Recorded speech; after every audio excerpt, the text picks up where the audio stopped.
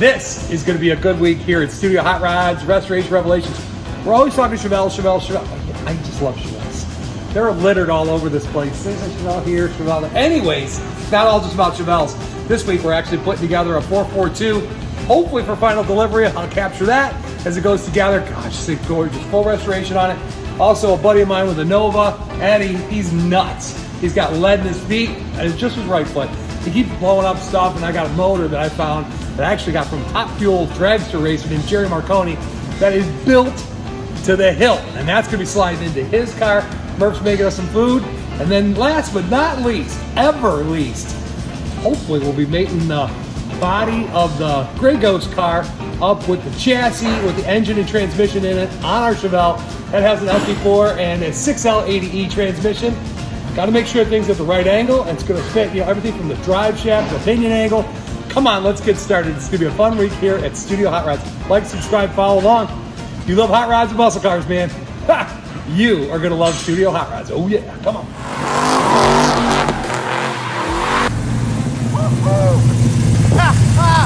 Man, it's just a cool car. Wait till you see what I'm going to do to it. It ain't even fast yet, baby.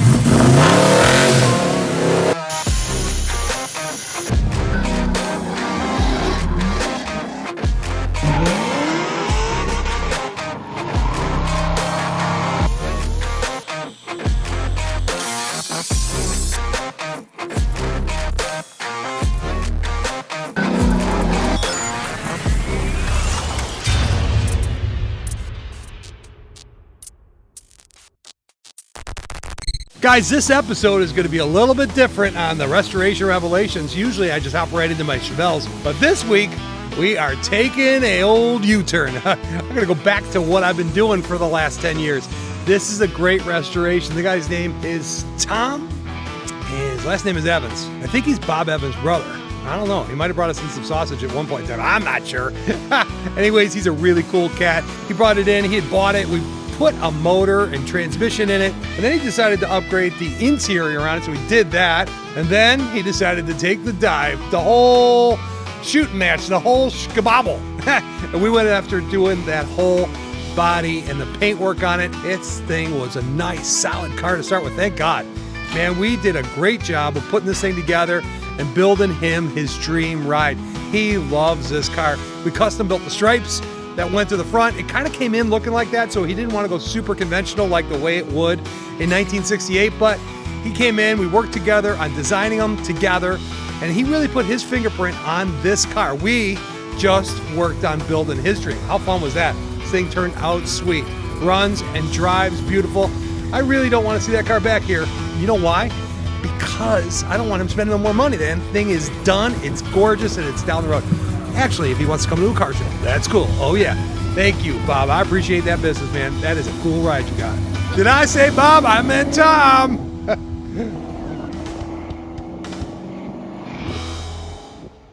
So here we are in the fab shop.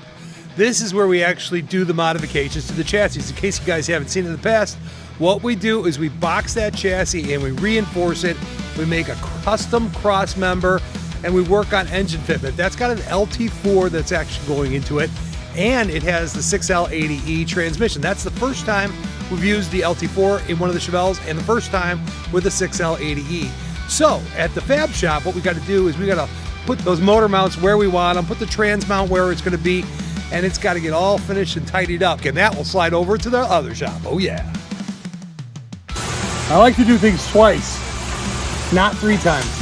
So anyways, the deal is we just got the engine, transmission, the whole chassis done, painted, prepped, ready to go. But before we go any farther on the body, we actually had to get them together and make sure they're going to mate and fit okay, because once we start doing all the body work on the underside of the car to clean it up and make it really beautiful and pretty, we don't want to have to go back and do that again. So we're going to put this together twice, but it sure helps us a lot, because if you were to take it and just do all the body, assume it's going to fit. It's our first LT4 with a 6L80E transmission. We got our standard tunnel that we put into it because we actually do think it's going to actually work really well. But we got to do a final fitment to make sure it's all going to nest together. So doing it twice, make sure you don't have to do it 3 times. It does seem like a lot of work because it is, but the fitment on this bad boy is going to be beautiful. It's going to be perfect. LT4, 6L80E. Exhaust is even on it. How cool is that, right? So let me get back to helping these guys a little bit and we'll figure out if go, no go. Going back to jail or moving on. We're about 2 minutes away from telling you whether it's actually going to fit or we have to modify. So what we're doing right now is we actually change the locations of the lift stands and we're actually going to lift the whole chassis up, taking the car body with it so we can inspect it from the bottom side. See the clearance here over the top of the transmission? Look at it, you can sit your hand all the way through. Everything's clear. Everything's clear. Nice job. Thanks. Congratulations. Thank you. I needed your help so much. Without Harry, Oh, stop. I would be. No, seriously, nice. That is definitely a good day. And let me tell you why it's a good day. Again, we're putting the first LT4 in one of our 3 or 36,000 mile restoration revelation cars. So the fitment of the engine and transmission is critical, along with the angle, is critical to the drive quality and how that thing's actually going to handle, run, and drive. The engine angle, the transmission's angle, the pinion angle, I really wanted to keep those as close to the OEM in a brand new car as I could because, again, I'll say it again and again, General Motors engineers are not dumb. They are very smart. They're purposefully driven, designed for many, many reasons that my little brain may not be able to comprehend, but what I will do is copy exactly the way they did it. So the really thing I'm excited about this is we were able to, at the other building, use the other floor, calculate where this thing is actually going to go before we actually knit the body and the chassis back together, and all the clearances are good. I mean, it's like, man, I'm very excited. I feel very, very accomplished. Jeff did a real nice job for me. I was a real pain in the butt because double check, but you can't fix it once it's wrong. So if you get it right the first time, which we actually did, which I'm very excited about, that is a big deal because that gives us the ability now to take that chassis back from underneath it and really go ahead and do all the body work and the prep work we got to do for that car before they mate together forever and ever. I got to get out of this area because we're actually going to have Murph making lunch, and I'm thinking he's going to be cooking, and he's sitting there in front of his computer playing some silly song that I hadn't heard before. I got to figure out what it's up to. Let's go check in on Murph and see what he's up to. He's up to something weird. He's already a weird dude. Come on, let's go. I came over and he's playing this song that's all about Murph making sliders. I'm saving you copyright infringement. He's like a What? A genius.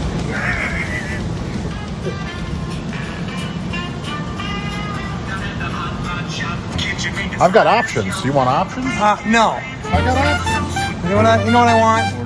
No You to copy. get to cooking. Down at the hot rod shop where the engines hum, Murph's in the kitchen making sliders young with a wink and a grin and a sizzle so sweet. He's working his magic, cooking up that meat. Fire up the grill, oh the smoke does dance. Buns in a row like a hot rod romance. Patty slip high like a custom car dream. Top of cheese and pickles, it's a slider supreme. Murph's got the flavor, it's a culinary race. Grilling and thrilling with pepper and grace. Revving up taste buds, shifting to high gear. At the hot rod shop, sandwiches steer clear. He spices it right just to pinch you in there. Another His secret special ingredient. sauce recipe kept so rare with the hamburger flair and a side of delight. Chick-fil-A sauce? The team making everything right, from carburetors to carbs on a plate. Murph's delicious sliders make them all feel great in the land of chrome and polished speed. His slider creations are a high This is where it octane gets really need. special. Look at that.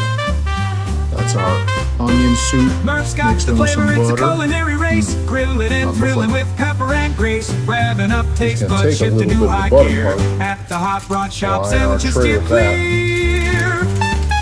Make our non-stick at least flavorful, right? Right.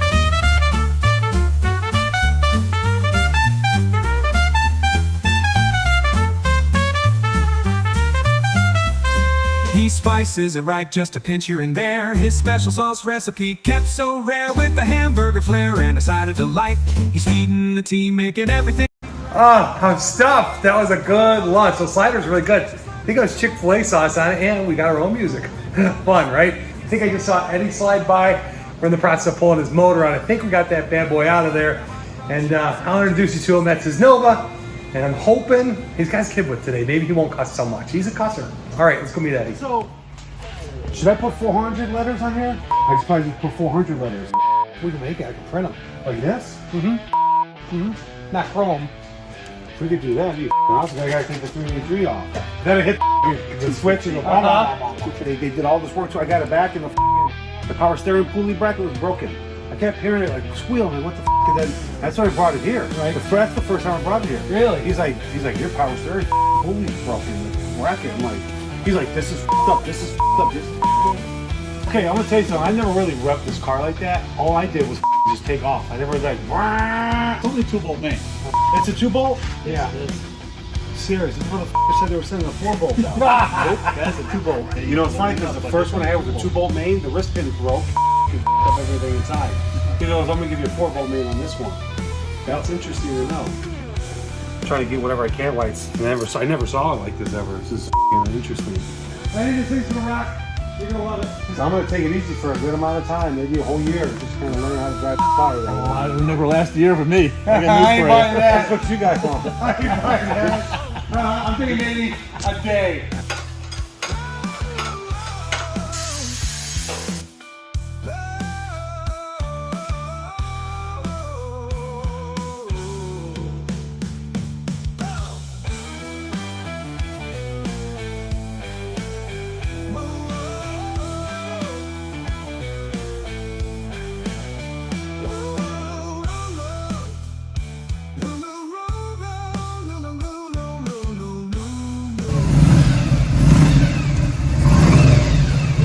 This car is owned by a friend of mine, Eddie. He's one of our customers, been coming in for a long time. And I had this motor, and he was chasing this old motor that was in his car forever. He bought it from some online place, delivered it in. It's supposed to be 4-bolt mains. It's supposed to be this, supposed to be that.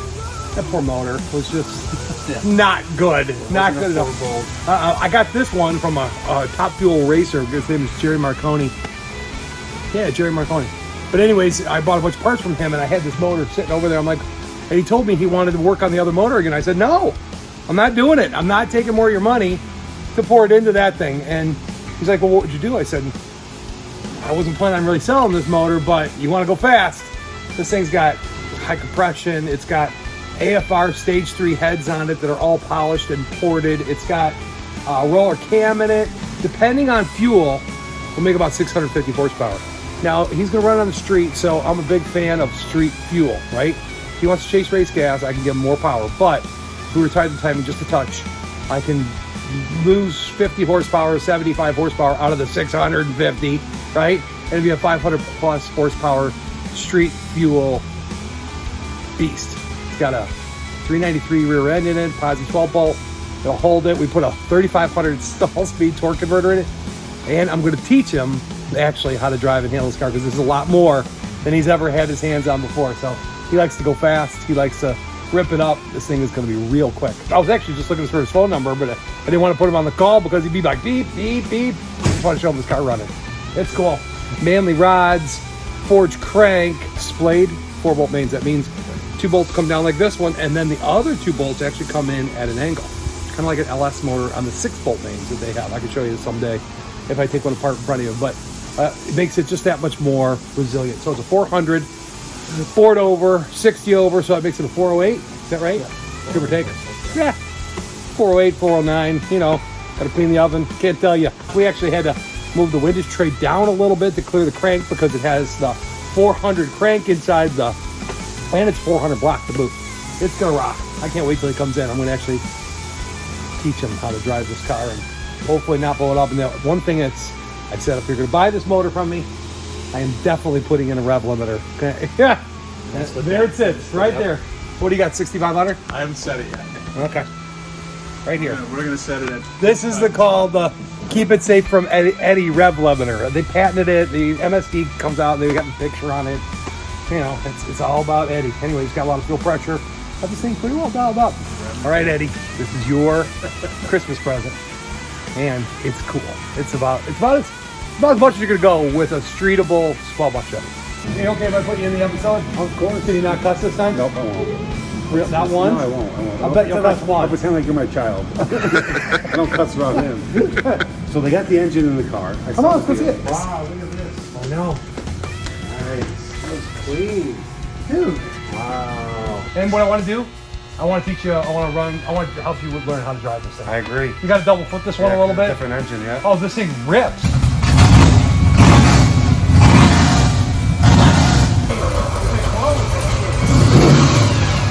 Wow. That's close. Holy. It's definitely an upgrade. Oh, Times dude. 10. Dude, you got Times 10. probably 200 plus horsepower more than you have. That sounds so different. Being closed sounds way beefier. Way beefier. I know. Dude, this thing rocks. Hey, that's wrapping it up. Not the whole episode. We're going to go talk about the most important thing. This car has been like born again, right? Whole new heart. Let's go talk about that real quick. I love building hot rods. It is so much fun. Yeah.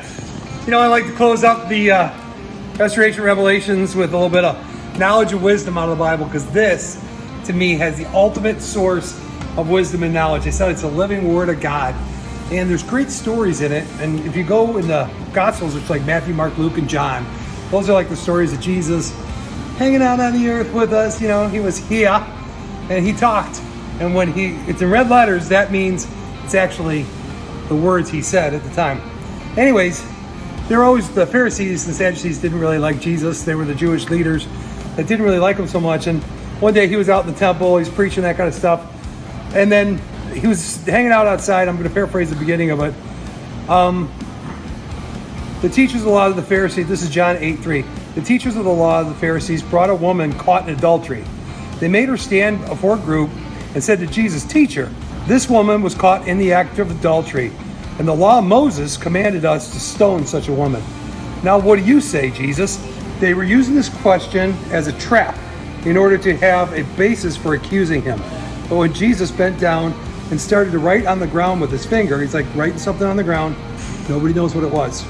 When they kept questioning him, he straightened up and said to them, "If any one of you is without sin, let him throw the first stone at her." And again he bent down and stooped and started writing something on the ground. At once, those who heard began to go away, first the older ones, and then it was only Jesus there with the woman standing there. Jesus straightened up and asked her, "Woman, where are they? Have they condemned you?" "No, sir," she said. "Then neither will I condemn you." Jesus declared, "Go now and leave your life of sin." I always thought like Jesus was like writing the names of the guys that she was having adultery with, or probably like jealous. You ever notice how like a mob or a group of people can turn into a really nasty thing? But he's like, hey guys, whoever is like is totally not sinning, you have nothing that you've done that's wrong, you kill her then. But we all got problems, we all got issues, I got issues, let me tell you. But anyways, Jesus forgave us of our sins, he died on the cross, and he brought salvation into the world. So I'm just gonna encourage you, the wisdom and knowledge, all he did was like, hey, guys, whoever's got the no sin, you go ahead and stone her. Come on, we all got issues, right? And anybody that says they don't have issues probably has the most issues. That's it for Restoration Revelations this week. Get yourself a Bible, guys. Just get a Bible. NIV is a really good version. Read it. Ask for God to help you understand it a little bit. There's a lot of knowledge. Hang around people that actually know the Bible. Ask them. Anyways, thanks for joining us for Restoration Revelations. I sure like building the cars. It's a blessing for me to get to share it with you guys. Anyways, peace out. I'll see you next week. Like, share, subscribe. Do that stuff if you want. Anyways, thanks for joining me. See ya.